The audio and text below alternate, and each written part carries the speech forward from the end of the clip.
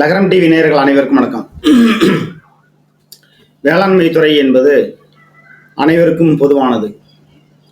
உழுதுண்டு வாழ்வாரே வாழ்வார், மற்றவரெல்லாம் பின்தொடர்ந்து செல்வார் அப்படின்னு சொல்லுவாங்க.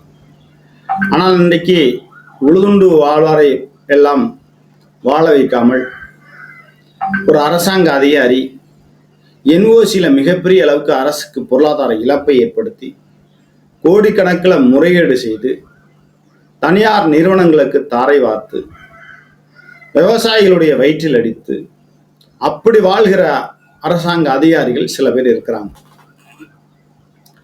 மாவட்ட ஆட்சியர் அம்மையார் அருணா ஐஏஎஸ் அவர்கள் இந்த புதுக்கோட்டை மாவட்டத்திற்கு வந்த பிறகு அவர் செய்திருக்க வேண்டிய முதல் பணி, ஒரே மாவட்டத்தில் 5 ஆண்டுகளுக்கு மேலாக பணி செய்யும் அதிகாரிகளை வேறு வேறு மாவட்டத்திற்கு அனுப்பியிருக்க வேண்டும். திருமதி சங்கரலட்சுமி அவர்களை ஏன் வேறு மாவட்டத்திற்கு அனுப்பவில்லை என்று சொன்னால், அவர் மிகப்பெரிய ஊழல் சாதனையாளர். பட்டியல்களை அடுக்கிக் கொண்டே போகலாம். நீர்வரத்து பகுதி, நீர் தங்கும் பகுதி, சிறு சிறு குளங்கள், அந்த பகுதிகளில் கட்டடங்களை கட்டி நீர் செல்லாத வண்ணம், வேறு பகுதிக்கு செல்லாத வண்ணமும், அதே இடத்துல தங்காத வண்ணமும் பல்வேறு சதிகளை செய்யக்கூடிய சதிகார ஒரு அதிகாரி சங்கரலட்சுமி. அவரை பற்றின விஜிலன்ஸ் ஊழல் தடுப்பு பிரிவுக்கு நான் இதுவரை ஒரு 10 மனு அனுப்பியிருக்கேன். எப்படியா இருந்தாலும் வழக்கு பதிவாங்க. அவங்க பணி ஓய்வு பெறுவதற்கு முன்பாக இந்த வழக்குகளை எல்லாம் அவங்க முடிச்சே ஆகணும்னா தப்பிக்கவே முடியாது. அவங்களுக்கு கிடைக்க வேண்டிய பணி ஓய்வு பெறும் பொழுது கிடைக்கக்கூடிய தொகையை அரசாங்கமே கஜானாவில், அரசு கஜானாவில் வச்சுக்கணும். அதுபோக உதாரணத்துக்கு சங்கரலட்சுமி பணி ஓய்வு பெற போகிறார், அவருக்கு ஒரு 2 கோடி ரூபாய் கிடைக்குதுன்னா அந்த 2 கோடி ரூபாய் பணத்தை வேலையில்லா பட்டதாரிகள் இருக்காங்கல்ல, அந்த பட்டதாரிகளுக்கு பகுதி நேர ஊழியமாக கொடுத்து புதுக்கோட்டை மாவட்டத்தில் ஒரு 20 பேரையோ 30 பேரையோ அந்த 2 கோடி ரூபா 1 கோடி ரூபா கிடைக்குதுன்னா அந்த பணம் தீர்ற வரலையும் பகுதி நேர ஊழியர்களாக அவங்களுக்கு அந்த தொகை இதிலிருந்து கொடுக்கலாம். சங்கரலட்சுமிக்கு பணி ஓய்வு பெறுகிற பொழுது கொடுக்கக்கூடிய தொகையை நிறுத்தி வைக்கணும். அனைத்து சலுகைகளும் கிடைக்கக்கூடாது அப்படிங்கிறது தான் விவசாயிகளுடைய கோரிக்கை, சமூக ஆர்வலோட கோரிக்கை.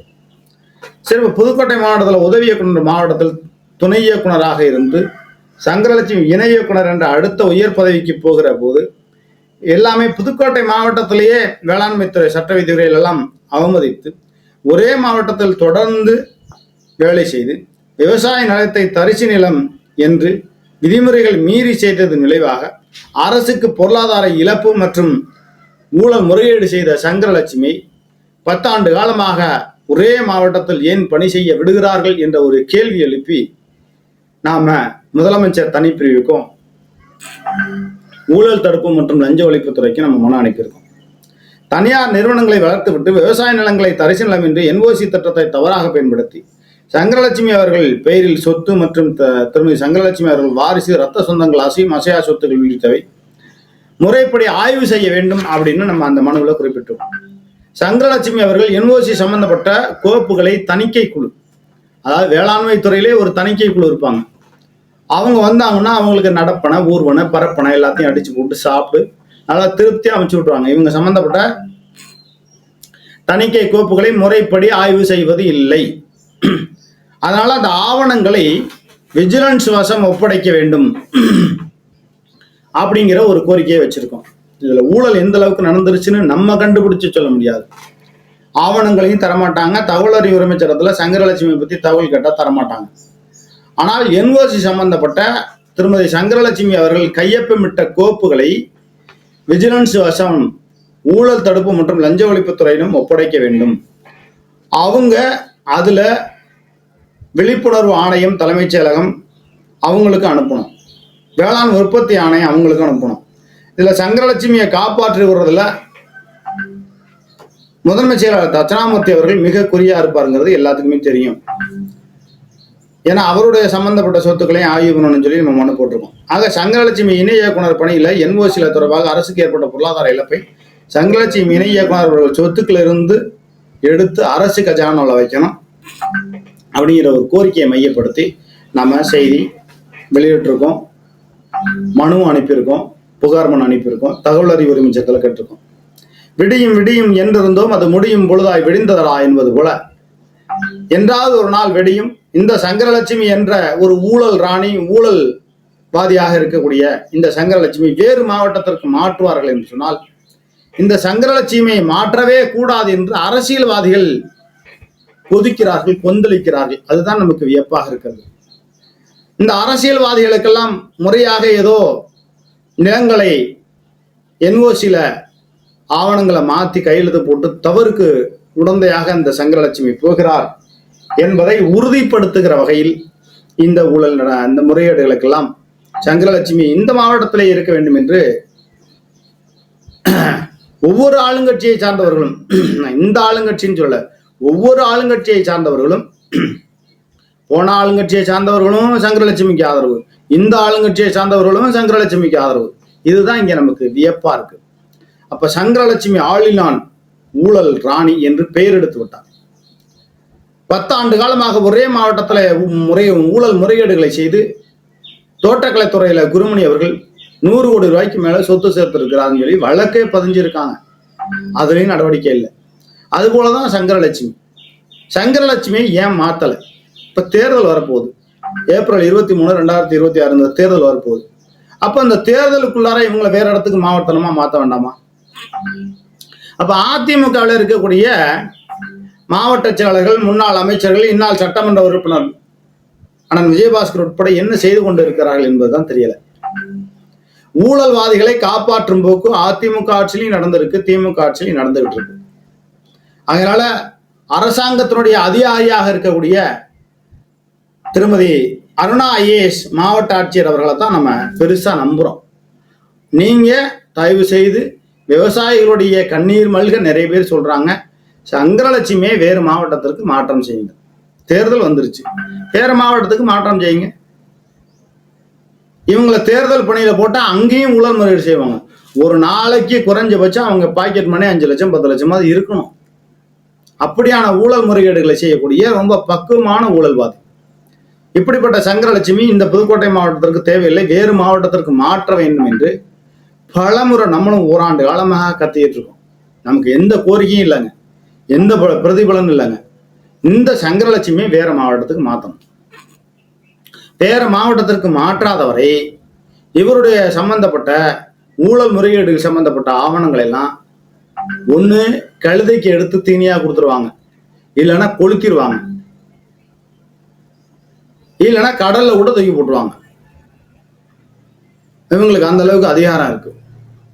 அதனால சங்கரலட்சுமிய புதுக்கோட்டை மாவட்டத்துல இருந்து வேற மாவட்டத்துக்கு துரத்தி விட்டுருங்க. இப்படிப்பட்ட யூனிவர்சிட்டியில ஊழல் முறைகேடு செஞ்சு மலையாடிப்பட்டிங்கிற கிராமத்துல ஒரு பெருமாள் குளத்துக்குள்ள உலர்களை கொடுத்துருக்காங்க. கேட்டா எல்லா துறைகளும் அனுமதி கொடுத்துருக்காங்க. ஊர் மக்களுக்கு இதுதான் பக்கமா இருக்கு, எங்க வீட்டு இடத்துல உணர்ந்து போட்டுருங்களே, பக்கமா இருக்கு. பெருமாள் கோயில், பள்ளிகொண்ட பெருமாள் ரங்கநாதர் கோயில் இருக்கு, அந்த இடத்துல ஒரு இடத்துல போட்டுருங்களே. தொல்லியல் துறையில, இந்த அறநிலைய துறையில என்ன செய்வாங்க? கடுமையா கண்டனம் தெரிவிப்பாங்க. ஆனா நீங்க அரசு புறம்போக்கு இடத்துல, அதுவும் பெருமாள் குளத்துக்குள்ள அந்த வேலையை பண்ணிருக்கீங்க. அதனால சங்கரலட்சுமி மிகப்பெரிய ஊழல்வாதி. அந்த ஊழல்வாதியாக இருக்கக்கூடிய சங்கரலட்சுமி 10 ஆண்டு காலமாக ஒரே மாவட்டத்தில் வேலை செய்து கொண்டு அரசாங்க அதிகாரிகளுடைய அந்த தன்மையவே அளிக்கிறாங்க.